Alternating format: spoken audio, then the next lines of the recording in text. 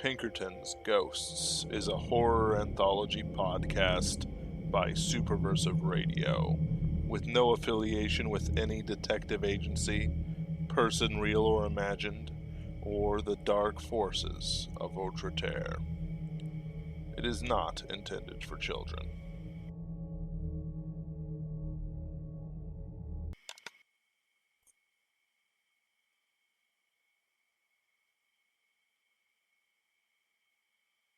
Jack Morrow here. Second mission in a month, and just two of the old gang have posted recordings.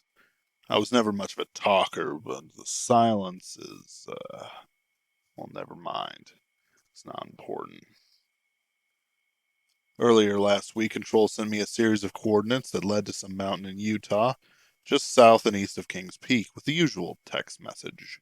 The cave at this location has been connected to spelunker disappearances. Local rangers are reluctant to investigate. The mission: go to the coordinates, discover the fate of the spelunkers and why the rangers won't look into it, and report back.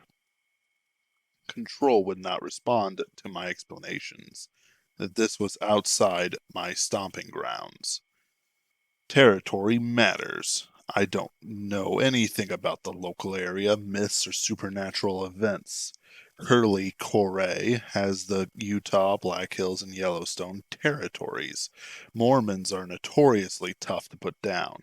I can't imagine him just disappearing. Transcript of the bones of the giants to follow. I'm no mountaineer, or rockhound, gemhound, or spelunker, or nature lover for that matter. Life in Missouri prepared me for weather best described as abusive.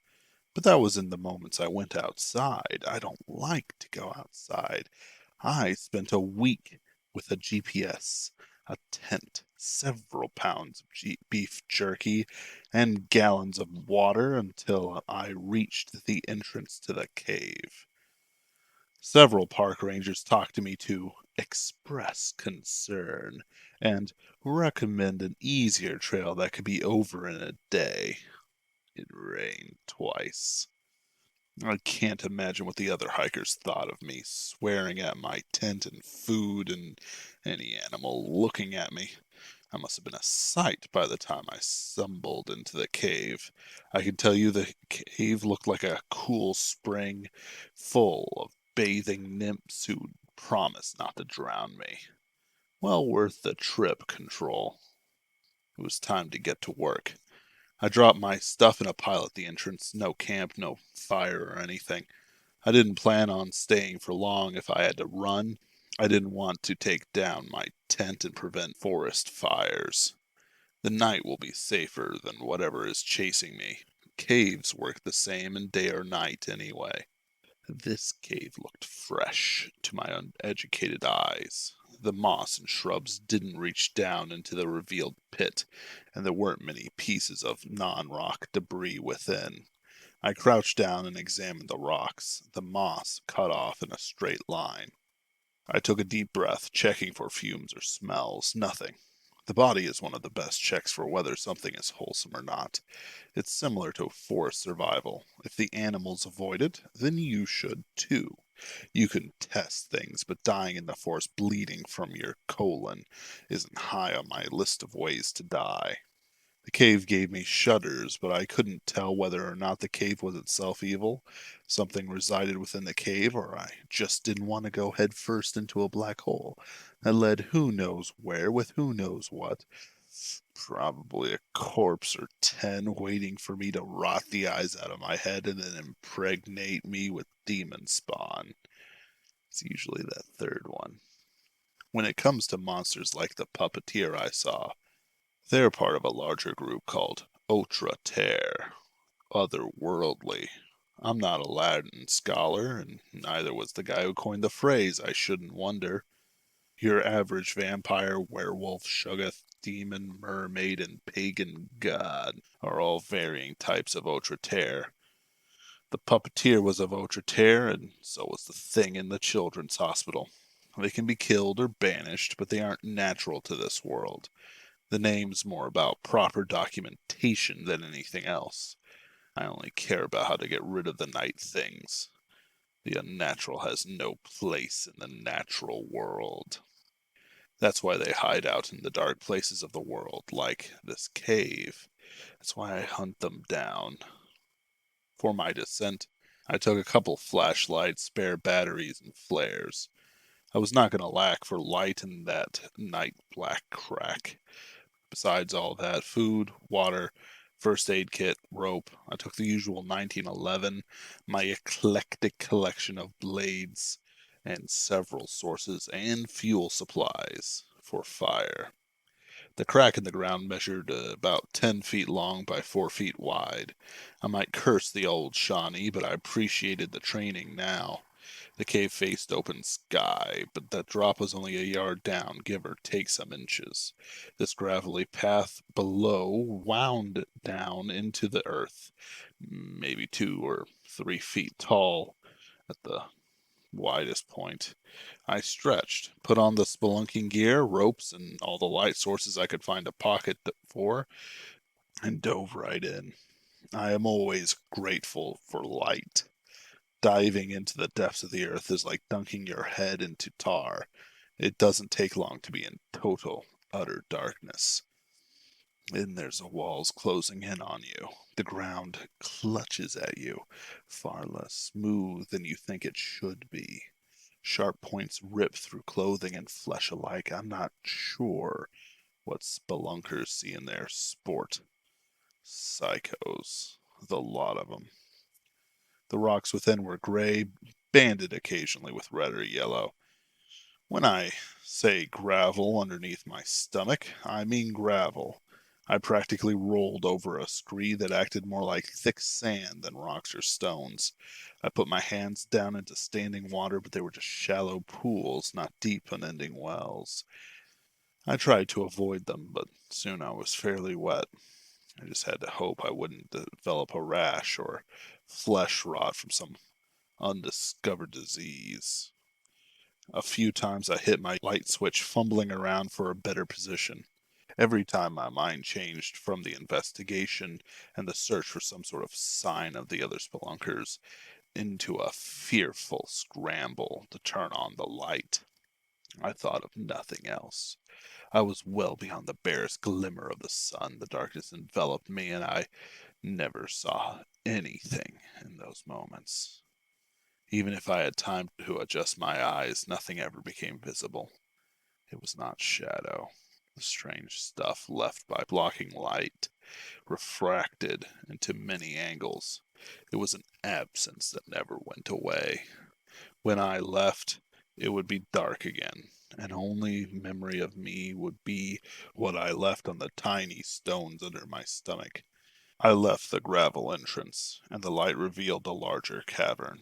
It wasn't massive like the Merrimack Caverns or some of the pictures I've seen of those caves of quartz in China. It reminded me of those. It reminded me of the front entrance of a house.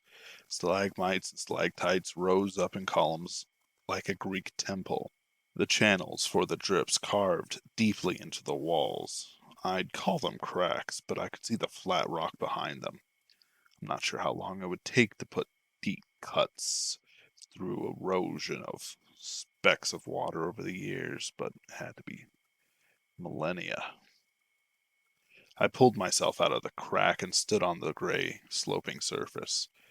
The weight above my head bent my shoulders. Even if the ceiling was high enough that I couldn't touch it, I couldn't stand up straight. I growled and struggled, but the pressure wouldn't relent. How much weight lay above my head? How much power could the earth have brought to crush me if the rocks above shifted but a little? At either hand were pools of water. I saw blind, white fish, only a little larger than minnows, wallowing within the shallows. A few crabs and tinier things floated within, sometimes nipping at the fish, other times being eaten by them. The skeleton floor picked at by yet smaller, blind denizens. Ahead of me, a blocky entrance waited. I took a moment to readjust my helmet and gear, checking for my gun and the first of my flashlights. I didn't feel safe. The angles were off for a natural formation. Sometimes white streaks could be seen behind the cracks on the columns of stone in front of me. Other times the erosion revealed lines I couldn't call natural. They were perfectly straight and parallel. Was the cave even natural? I examined the pools. Neither were square, but they were even with the walls and symmetrical with each other. The columns, too, four on each side, one forward of the other three. The Pueblo people didn't use columns like that, nor the Apache, Ute, or any other native tribe that came to mind. Most used wood and tents, not carved structures. I couldn't pry the rocks away from where I saw the straight lines. I found the first evidence of any other spelunkers, a candy bar wrapper in between two of the columns. Probably fell out of a pocket. Cave explorers hate litter, I'm told. A little bit more and I found scuff marks leading to the doorway. I nearly passed through, but I felt something press on me. It was a bubble of air.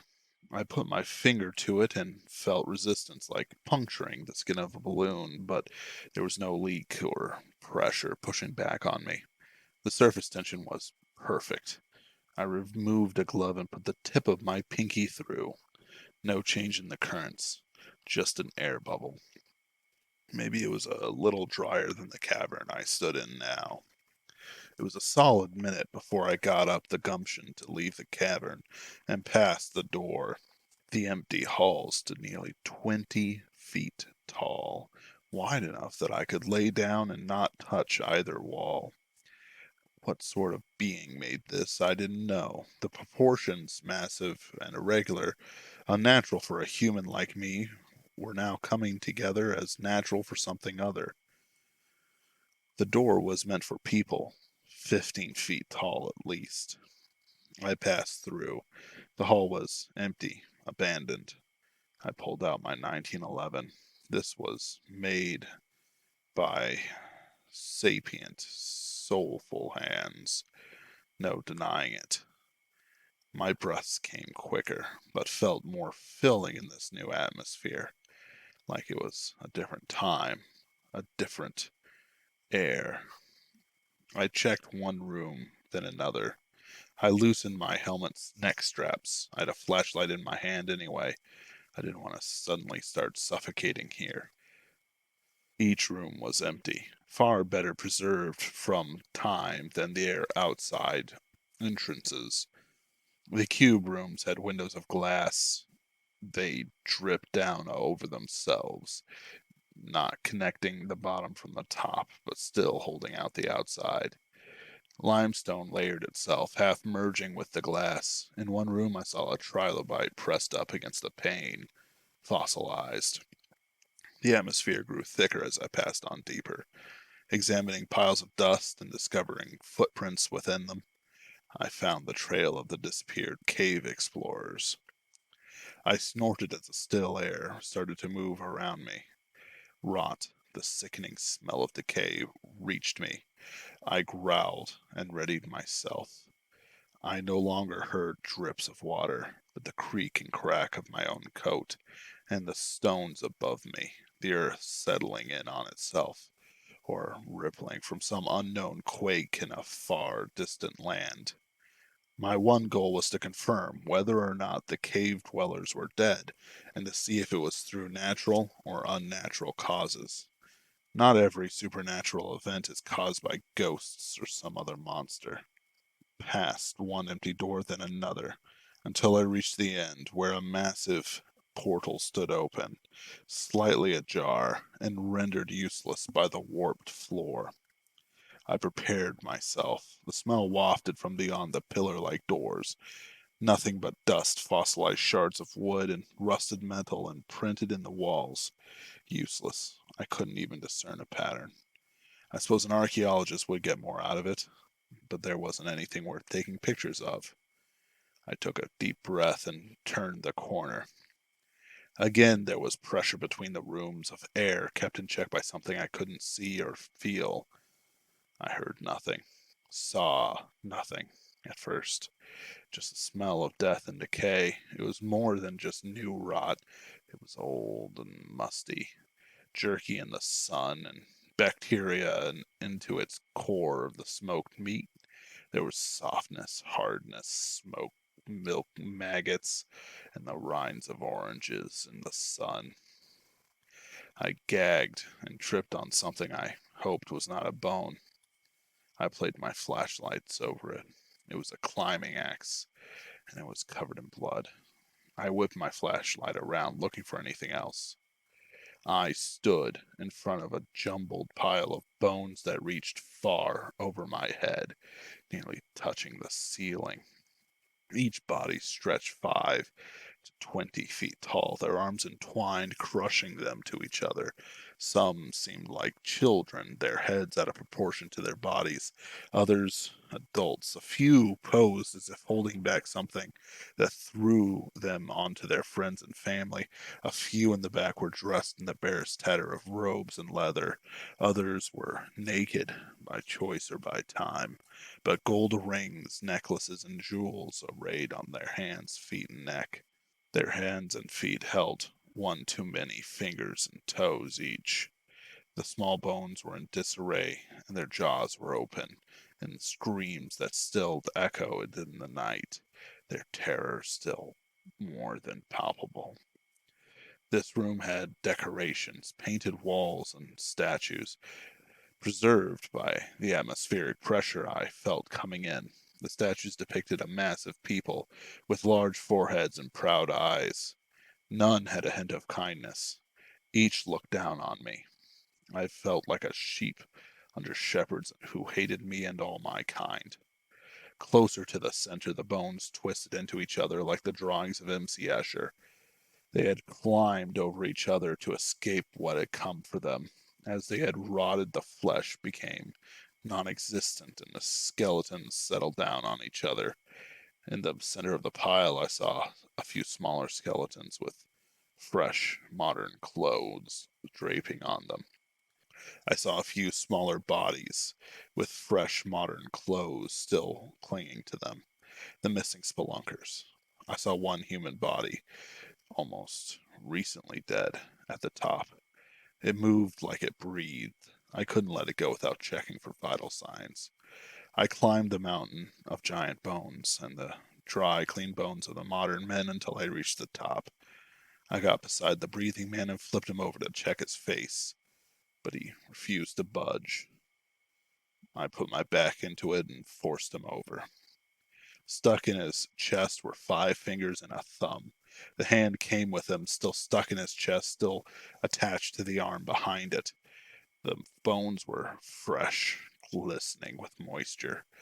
Arteries and veins twisted from the fresh body into the skeleton and deeper into the pile. Cartilage and tendons were forming slowly and unevenly on the arm. The veins pulsed faster and faster as I stared. There was a pressure that beat out every second. The bones shifted, and a skull bigger than the rest emerged from the dark gray depths. One eye had regrown, bigger than my fist. The pupil twisted, rotating in its own socket until it turned on me. The light reflected from the orb, bright red, cracked and shining with a light that was beyond the flashlight. It took it, magnified the light beyond the laws of nature. It focused on me like a laser beam, and I fell back nerveless. I could not move. My helmet bounced off my head and rolled over until the massive mountain of bones was still illuminated. My hands and arms splayed out, and I could barely feel the flashlight in one hand and the gun in the other. The pressure on my body was lighter than I could describe. It was there, like a caress. It was a kind of like a brush of the fingers against my soul. It wasn't a strike or a pressure. Something had slit a knife of infinite thinness into my back, slicing away the controls, nerves, and strength of my body with expert strokes. Darkness filled me as the skull pushed forward into the charnel house. Another arm freed itself from the piles. One hand kept inside the spelunker, still drawing out his flesh. The other reached out for me. I roared within my own head, fighting with everything I had, trying to break out. My body twitched. The gun fired off into the darkness, the bullet pinging onto the bone pile. I put all my efforts into flinging my arm to the right angle, sweat pouring down my forehead. The head started to loom, staring down on me. I saw the eye focus on me. The weight pressed onto my chest, and I gasped for breath. I asphyxiated and choked on nothing. My eyes bulged from their sockets. The empty hand, the bones, like claws, reached towards me. My gun went off in my closed fist and the lights went out. Immediately the baleful glare lost me. Never have I been so glad for darkness, and I hope to never again. Darkness is the absence of light, and that's so rarely a good thing. I'm shocked it confounded the gigantic skeleton's eye. I got up and ran. The immense skeleton rustled against its bone prison, grinding and breaking them to pieces to escape. I heard sucking and clacking then. It got me with its hand. It wasn't more than a brush of a knuckle, but it sent me rolling shoulder over head. I felt the climax pierce my arm and I grabbed it, pulling it out and praying I hadn't hit a vein. I saw nothing, but the hand reached down at me. It burned with the heat my soul felt. I swung the axe and smashed the butt of my pistol into the axe head. I heard a crack and the heat fled. I got to my knees, scrambling to flee. Something hit the wall near me as I made the door. I could hear the clothes scrape the wall and fall on the floor. The meal had been finished. I nearly passed the air barrier when a red light washed over the doors and I heard the bass beat of a heart, impossibly large. I collapsed. It could see me. How I don't understand, but its heart gave light with every massive beat. It illuminated nothing but let the thing see me. I fell forward. Despair struck me like a hammer blow. My head passed the barrier, then my arms and chest. I gasped for breath, my movement restored. I groaned and roared, pulling my whole body outside the barrier. Whatever that was, it protected me. One of the skeleton claws, barely illuminated in the red light of a beating heart, gripped the door. It was at my heels. I ran before it could stick its eye through the door gap. I made it past the first air barrier and up into the crack in the wall. The heartbeat followed me. It was more than mine, like the creature's eye and will was more than mine. It hated that I lived, that I had a soul, and that I could love. It wanted me as raw materials to rebuild itself. It did not ask. It only took. I knew its intentions even if it did not speak. For my part, I knew its intentions even if it did not speak. For my part, I cursed that such creatures were once allowed to walk the earth. I remembered the native tales of giants and the Nephilim, the flood. There was nothing good behind me, nothing that could be reasoned with. It wasn't like the puppeteer or the rouge or any of the other things I've faced. It wasn't an evil building, it wasn't a possessed car, and it wasn't some ghost tooling around its old life. It was more. I don't feel bad running from it. I was justified running from it. I moved so fast that my lungs burned.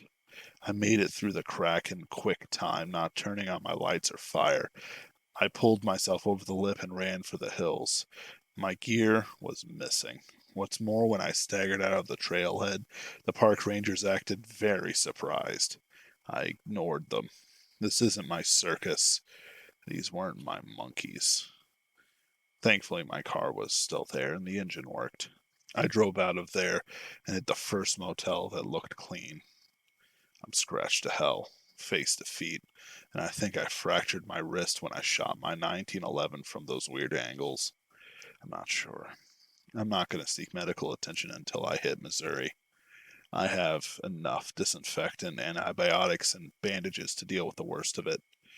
Fracture is going to be a problem, though. I can't do anything more here. I don't have the tools or the connections to handle it, or even collapse the tunnels for that matter. Something or someone took my gear. The Rangers were eager to suggest different trails. King's Peak is hiding something. Where's Curly? Why won't you answer me, Control? I remember reading some history of Florence by that Prince guy. Conspiracies to take over the city everywhere. They were dumb, smart, weak, powerful. Some were secret, others public, but almost like too public. It was a red herring, but they weren't actually red herrings. Were the Rangers just scared their jobs would go away with the tourists? Or that some crazy archaeologist would ruin the picture perfect mountains? Maybe I stumbled onto something sacred to the Mormons, something Joseph Smith described from those golden tablets he wouldn't let others see. Or were the Rangers serving the thing? I don't. Something else. Maybe they just thought my pile was trash. Trash laid outside a cave that wasn't there some time ago. Yeah, that's it. Nothing suspicious at all. I'm calling in some vacation time. I need to recover. I'm breaking protocol, but I'm not going to fill out the paperwork and drop it off in this territory. I'm jetting for Missouri the second I'm done with this report. I'm exhausted, but that's what energy drinks are for. I'll make it home. I recommend sending someone to dynamite the whole area. I'll use drop 755 again for the usual stuff. I'm tired. I'm hungry. I need meat. No bones. Jim, Sean, if you guys are listening to this, don't be strangers. Jack Morrow, out. Pinkerton's Ghosts is a podcast distributed by Superversive Radio, licensed under an Attribution Non-Commercial Share-alike International License. This episode was written and performed by Ben Wheeler. Audio edited by Ken Dickinson. Ben Wheeler edits, directs, produces, and herds cats. Visit us on Facebook. Read articles on superversivesf.com, and wherever podcasts are distributed, you'll find us. Contact us through Twitter at Pinkerton's Ghosts, or email us at pinkertonsghosts@gmail.com. No apostrophe. Thank you for listening, and we'll see you in the next one.